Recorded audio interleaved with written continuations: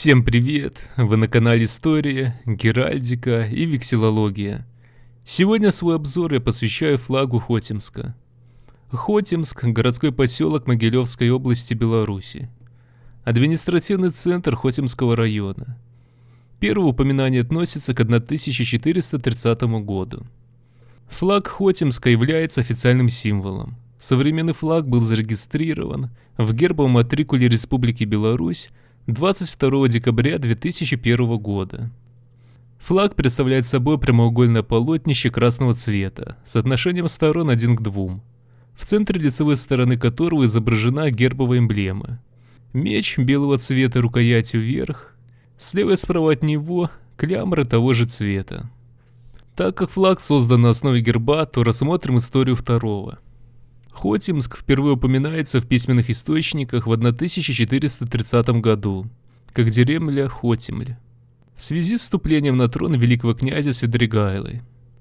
В XVI веке населенный пункт входил в состав Мстиславского воеводства. В XIX веке местечко Хотимск принадлежало Голынским. Представители этого шляхетского рода владели гербом клямры. В красном поле 2 серебряные скобы, положенные в виде Андреевского креста, и в нижней половине сходящиеся наподобие щипцов. Собственным гербом местечко никогда не обладало. Широко распространенный прием переноса честновладельческой геральдики на современные территориальные гербы применен и при разработке официального геральдического символа Хотимска.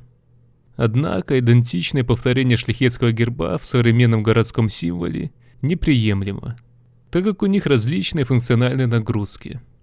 Более того, скобы, размещенные так называемым Андреевским крестом, противоречили менталитету его граждан и не были одобрены членами районного исполнительного комитета, что отразило общее мнение сельчан. Было предложено оставить эмаль щита прежней, красной, изменить конфигурацию основных серебряных гербовых фигур, расположив их параллельно дополнительному, вновь введенному элементу, мечу того же металла. Меч появился на гербе в знак известного исторического события XVIII века – Кричевского антифеодального восстания. В мае-июне 1740 года вооруженный крестьянский отряд, возглавляемый Костусем Ващилой, братом предводителя народного выступления Василия Ващилы, разрушил поташнее предприятие. В вооруженном столкновении с отрядом администрации староства в районе Хотимска этот отряд был разбит.